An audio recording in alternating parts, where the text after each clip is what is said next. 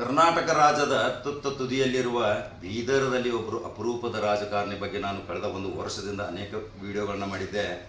ಯಾವ ರಾಜಕಾರಣಿ ತನ್ನ ಇಚ್ಛಾಶಕ್ತಿಯಿಂದ ಜನರ ಜೊತೆ ನೋವು ನಲಿವುಗಳಿಗೆ ಸ್ಪಂದಿಸ್ತಾನೆ, ಅವನೇ ಕರ್ನಾಟಕ ರಾಜ್ಯದ ಉನ್ನತ ಅಧಿಕಾರ ಹಿಡಿತಾನೆ. ಅದಕ್ಕೆ ಪ್ರಮುಖ ಸಾಕ್ಷಿ ಇವತ್ತು ಕರ್ನಾಟಕ ರಾಜ್ಯದ ಅರಣ್ಯ ಮಂತ್ರಿಯಾದಂಥ ಒಬ್ಬ ಸ್ವಾಭಿಮಾನ ಕುಟುಂಬದಿಂದ ಬಂದಂಥ ದ್ವೇಷ ರಾಜಕಾರಣ ಮಾಡಲಾರದಂಥ ಇವರ ತಂದೆಯವರ ಆಶೀರ್ವಾದದಿಂದ ಇವತ್ತು ಇವರು ಇದೇ ಕರ್ನಾಟಕ ರಾಜ್ಯದ ವಿಧಾನಸಭೆಯ ಪ್ರಮುಖ ಸ್ಥಾನದಲ್ಲಿ ಅಲಂಕಾರಗೊಂಡಾರೆ. ಇವತ್ತು ಒಂದು ಸೌಜನ್ಯದ ಭೇಟಿ, ಎಷ್ಟೋ ದಿನಗಳಿಂದ ಅವರನ್ನು ಭೇಟಿ ಆಗ್ಬೇಕನ್ನೋದು ಒಂದು ಕಾತುರಿತ್ತು. ನೀವು ಕೇಳ್ತಾ ಇದ್ದೀರಿ, ಕಾಕ ಹೋಗಿ ಒಂದು ಸಾರಿ ಈಶ್ವರ್ ಖಂಡ್ರೆ ಅವ್ರ ಜೊತೆ ನೇರ ಮಾತಾಡ್ರಿ, ಡೈಲಿ ವಿಡಿಯೋನ ಮಾಡ್ತೀರಾ ಅಂತ. ಇವತ್ತು ಆ ಸಂದರ್ಭದಿಗೆ ಬಂದಿದೆ. ಇವತ್ತು ಒಂದು ದಸರಾ ಕರ್ನಾಟಕ ರಾಜ್ಯಕ್ಕೆ ಒಂದು ನೆಮ್ಮದಿ ಶಾಂತಿ ಸಿಗಲಿ, ಈ ನಮ್ಮ ನಂಬರ್ 1 ಚಾನಲ್ನಿಂದ ಈ ಮಂತ್ರಿಯವರು ಮುಂದೆ ಉನ್ನತ ಸ್ಥಾನಕ್ಕೆ ಹೋಗಲಿ ಈಶ್ವರ್ ಖಂಡ್ರೆ ಅವರು ಅನ್ನೋದೇ ನಮ್ಮ ಆಶಯ. ಹಾಗಾದ್ರೆ ಈಶ್ವರ್ ಖಂಡ್ರೆ ಅವರು ತಮ್ಮ ಮಾತಿನಿಂದ ಏನು ಹೇಳ್ತಾರೆ ಕೇಳೋಣಲ್ರಿ.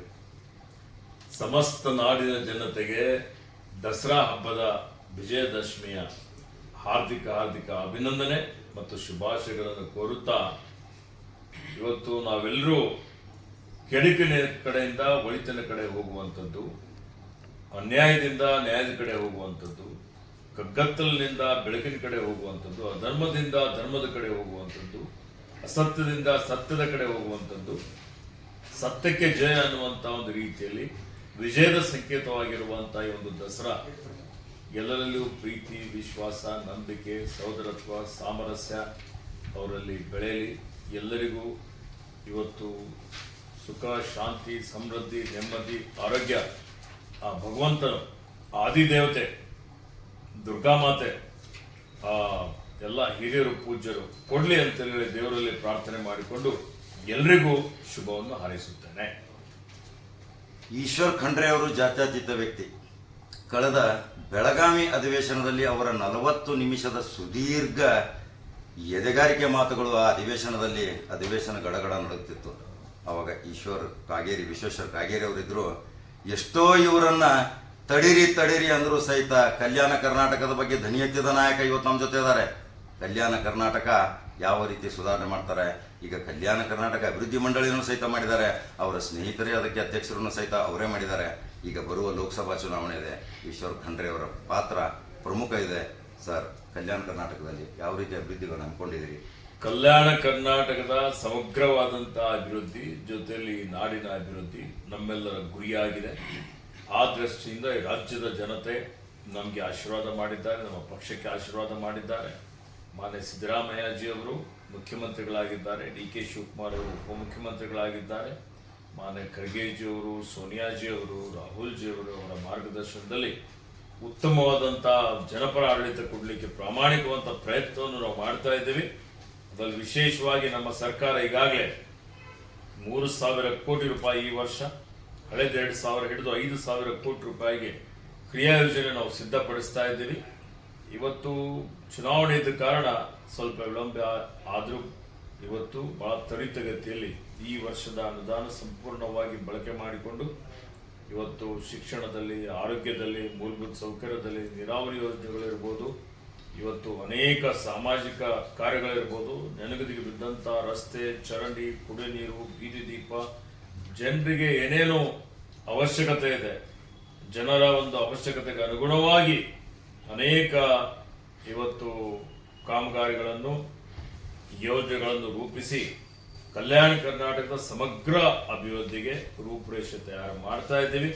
ಜನರ ನಿರೀಕ್ಷೆಯಂತೆ ಇವತ್ತು ನಾವು ಸೇವೆಯನ್ನು ಮಾಡ್ತೀವಿ ಅನ್ನುವಂಥ ಭರವಸೆ ನಾನು ಕಲ್ಯಾಣ ಕರ್ನಾಟಕದ ಈ ನಾಡಿನ ಜನರಿಗೆ ಕೊಡಲಿಕ್ಕೆ ಬಯಸ್ತೇನೆ. ಸರ್, ಒಂದು ಪ್ರಮುಖ ಪ್ರಶ್ನೆ, ಕಲ್ಯಾಣ ಕರ್ನಾಟಕದಲ್ಲಿ ನಿರುದ್ಯೋಗಿ ವಿದ್ಯಾವಂತ ಯುವಕರು ಬಾಳಿದ್ದಾರೆ ಸರ್.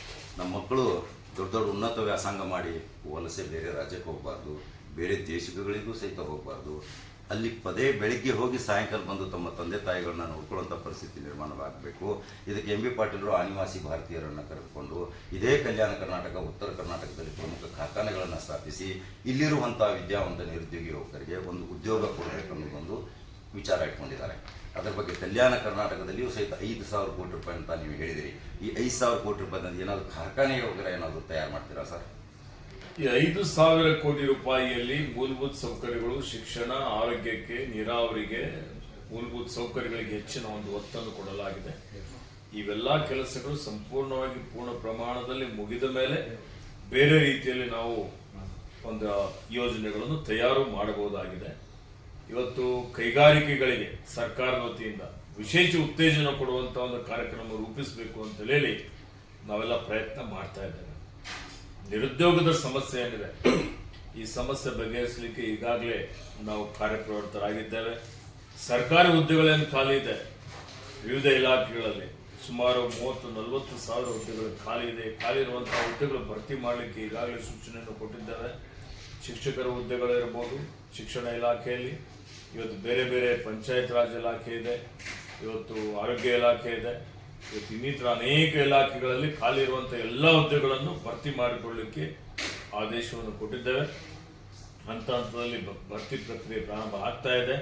ಸಾವಿರಾರು ಜನ ನಿರುದ್ಯೋಗಿ ಯುವಕರು ಯಾರು ಪ್ರತಿಭಾವಂತರಿದ್ದಾರೆ, ವಿದ್ಯೆಯನ್ನು ಮುಗಿಸಿದ್ದಾರೆ, ಈಗಾಗಲೇ ಪದವಿ ಪಡೆದಿದ್ದಾರೆ, ಅವರೆಲ್ಲರಿಗೆ ಉದ್ಯೋಗ ಅವಕಾಶ ಸಿಗುವಂತಹ ರೀತಿಯಲ್ಲಿ ನೋಡಿಕೊಳ್ತಾ ಇದ್ದಾರೆ. ಸರ್ಕಾರದ ಹೊರತುಪಡಿಸಿ ಇವತ್ತು ನಮ್ಮ ಮಕ್ಕಳಿಗೆ ಏನ್ ಬೇಕು, ಇವತ್ತು ಕೌಶಲ್ಯ ತರಬೇತಿ ಬೇಕು. ಆ ಕೌಶಲ್ಯ ತರಬೇತಿ ಕಲ್ಯಾಣ ಕರ್ನಾಟಕ ಅಭಿವೃದ್ಧಿ ಮಂಡಳಿ ವತಿಯಿಂದ ಪ್ರತಿಯೊಂದು ಜಿಲ್ಲೆಯಲ್ಲಿ ಯಾರ್ಯಾರು ಇವತ್ತು 10ನೇ ತರಗತಿಯಲ್ಲಿ ಕೆಲವೊಂದು ಜನ ಪಾಸ್ ಆಗಿದ್ದಾರೆ, ಇವತ್ತು ಮುಂದೆ ಉನ್ನತ ಶಿಕ್ಷಣ ಪಡೆಯಲಿಕ್ಕೆ ಬಿಟ್ಟಿದ್ದಾರೆ. ಪದವಿ ಪೂರ್ವ ಕಾಲೇಜಿನಲ್ಲಿರ್ಬೋದು, ಪದವೀಧರರಿರ್ಬೋದು, ಅಥವಾ ಇಂಜಿನಿಯರಿಂಗ್ ಪಾಸ್ ಆಗಿದ್ದವರು ಇರ್ಬೋದು, ಡಿಪ್ಲೊಮಾ ಇರ್ಬೋದು, ಇನ್ನಿತರ ಎಲ್ಲ ರೀತಿಯಲ್ಲಿ ಏನು ನಮ್ಮ ಯುವಕರಿದ್ದಾರೆ, ಸಾವಿರಾರು ಜನ ಯುವಕರಿದ್ದಾರೆ. ಅವರಿಗೆ ಯಾರ್ಯಾರು ಯಾವ ಒಂದು ಇಲಾಖೆಯಲ್ಲಿ ಇವತ್ತು ಯಾವ ಕ್ಷೇತ್ರದಲ್ಲಿ ಅವರಿಗೆ ಆಸಕ್ತಿ ಇದೆ ಅಂಥವ್ರಿಗೆ ಇವತ್ತು ಏನು ಕೈಗಾರಿಕೆಗಳಿಗೆ ಅವಶ್ಯಕತೆ ಇರುವಂಥ ಯಾವ ರೀತಿಯಲ್ಲಿ ಅವರಿಗೆ ಪರಿಣಿತ ಇದೆ, ಆ ಪರಿಣಿತತೆಯನ್ನು ಕೊಟ್ಟು ಪರಿಣಿತರನ್ನಾಗಿ ಮಾಡಲಿಕ್ಕೆ ವಿಶೇಷವಾಗಿ ಧ್ಯಾನವನ್ನು ಇವತ್ತು ನಾವೆಲ್ಲ ವಹಿಸಿ ಕೌಶಲ್ಯ ತರಬೇತಿ ಕೊಡುವಂತಹ ಒಂದು ಕೆಲಸವನ್ನು ಇವತ್ತು ನಾವು ಮಾಡಬೇಕು ಅಂತ ಈಗಾಗಲೇ ಒಂದು ಯೋಜನೆಯನ್ನು ಸಿದ್ಧಪಡಿಸಿದ್ದೇವೆ.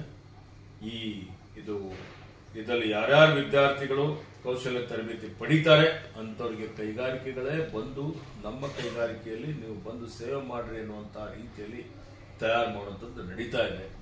ನವೋದ್ಯಮಗಳನ್ನು ಪ್ರಾರಂಭ ಮಾಡಲಿಕ್ಕೆ ಅವರಿಗೆ ಪ್ರೋತ್ಸಾಹ ಮಾಡುವಂಥ ಕೆಲಸನೂ ನಮ್ಮ ಸರ್ಕಾರ ನಾವೆಲ್ಲ ಕಾರ್ಯಕ್ರಮಗಳನ್ನು ಹಮ್ಮಿಕೊಂಡಿದ್ದೇವೆ. ಇವತ್ತು ಹೂಡಿಕೆದಾರನ್ನು ಆಕರ್ಷಿಸಲಿಕ್ಕೆ ಕಲ್ಯಾಣ ಕರ್ನಾಟಕ ಭಾಗದಲ್ಲಿ ಸರ್ಕಾರದ ವತಿಯಿಂದ ಇದು ಉತ್ತೇಜನ ಕೊಡಬೇಕಾಗಿದೆ. ಅದು ಭೂಮಿ ಇರ್ಬೋದು, ಟ್ಯಾಕ್ಸ್ ರಿಲೀಫ್ ಇರ್ಬೋದು, ಅಲ್ಲಿ ವಿದ್ಯುತ್ ಇರ್ಬೋದು, ಮೂಲಭೂತ ಸೌಕರ್ಯಗಳಿರ್ಬೋದು, ಏಕ ಗವಾಕ್ಷಿ ಮಾಡಿ ಅವರಿಗೆ ತೊಂದರೆ ಆಗದ ರೀತಿಯಲ್ಲಿ ಎಲ್ಲವನ್ನೂ ಕ್ಲಿಯರ್ ಮಾಡುವಂತಹ ರೀತಿಯಲ್ಲಿ ಇವೆಲ್ಲ ಅನೇಕ ಯೋಜನೆಗಳು ಹಾಕಿಕೊಂಡಿದ್ದೇವೆ. ಮುಂಬರುವಂತಹ ದಿನಮಾನಗಳಲ್ಲಿ ಕಲ್ಯಾಣ ಕರ್ನಾಟಕದ ಯುವಕರಿಗೆ, ಯುವತಿಯರಿಗೆ ಇವತ್ತು ಬಹಳಷ್ಟು ಇದರಿಂದ ಲಾಭ ಆಗ್ತದೆ ಅನ್ನುವಂಥ ಭರವಸೆಯನ್ನು ಕೊಡಲಿಕ್ಕೆ ಇಷ್ಟಪಡ್ತೇನೆ. ಕಲ್ಯಾಣ ಕರ್ನಾಟಕದ ಕನಸುಗಾರ, ಗಟ್ಟಿದನಿಯ ನಾಯಕ, ಇವತ್ತು ನಿರುದ್ಯೋಗಿ ವಿದ್ಯಾವಂತ ಯುವಕರಿಗೆ ಮತ್ತು ಸರ್ಕಾರಿ ನೌಕರಿ ಸಲುವಾಗಿ ಒಂದು ಸಿಹಿ ಸಿದ್ಧಿ ಕೊಟ್ಟಾರ್ರಿ. ದಸರಾ ಹಬ್ಬದ ಇದೊಂದು ಉಡುಗೊರೆ ಅಂತ ತಿಳ್ಕೊಡ್ರಿ. ಇನ್ನು ನಿರುದ್ಯೋಗಿ ಯುವಕರು ಬಹಳ ಖುಷಿಯಿಂದ ಉನ್ನತ ಶಿಕ್ಷಣ ಇನ್ನೂ ಕಲೀರಿ. ಇಂಥ ನಾಯಕ ನಿಮಗೆ ಸಿಕ್ಕಾರ, ನಿಮಗೆ ಸಾಥ್ ಕೊಡ್ತಾರ. ಇದೇ ಇವತ್ತಿನ ವಿಶೇಷ ಸ್ಟೋರಿ. ಈಶ್ವರ್ ಖಂಡ್ರೆ ಅವರು ಸರಳವಾಗಿ ಸಿಗ್ತಾರ, ವಿರಳವಾಗಿ ಸಿಗ್ತಾರ, ಎಲ್ಲಿ ಹೋದರೂ ನಿಮ್ಮ ಅಹವಾಲು ಸ್ವೀಕಾರ ಮಾಡ್ತಾರ. ಇದೇ ಇವತ್ತಿನ ಚಿಕ್ಕ ಒಂದು ಈಶ್ವರ್ ಖಂಡ್ರೆ ಅವ್ರ ಜೊತೆ ನಾವು ನೇರವಾಗಿ ಮಾತಾಡಿದ್ದು ಸಂದರ್ಶನ. ಖುಷಿ ಇದ್ದರೆ ಕಮೆಂಟ್ ಬಾಕ್ಸ್ನಲ್ಲಿ ಈಶ್ವರ್ ಖಂಡ್ರೆ ಅವ್ರ ಬಗ್ಗೆ ಅಭಿಪ್ರಾಯ ತಿಳಿಸ್ರಿ.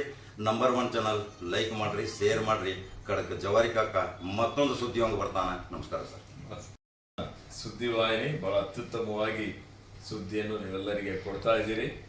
ನಿಮಗೆ ಹಾರ್ದಿಕ ಅಭಿನಂದನೆಗಳು, ಶುಭಾಶಯಗಳು. ಈ ಒಂದು ಚಾನಲ್ ಇನ್ನು ಉತ್ತರೋತ್ತರ ಬೆಳೆಯಲಿ. ಇದು ರಾಜ್ಯ ಮಟ್ಟದಲ್ಲಿ, ರಾಷ್ಟ್ರ ಮಟ್ಟದಲ್ಲಿ ಹೆಚ್ಚಿನ ರೀತಿಯಲ್ಲಿ ಪ್ರಚಾರ ಆಗಲಿ, ಪಸರಿಸಲಿ ಅಂತ ಹೇಳಿ ಒಂದು ಹಾರೈಕೆ ಮಾಡಿ ಶುಭವನ್ನು ಕೋರುತ್ತೇನೆ. ಧನ್ಯವಾದ.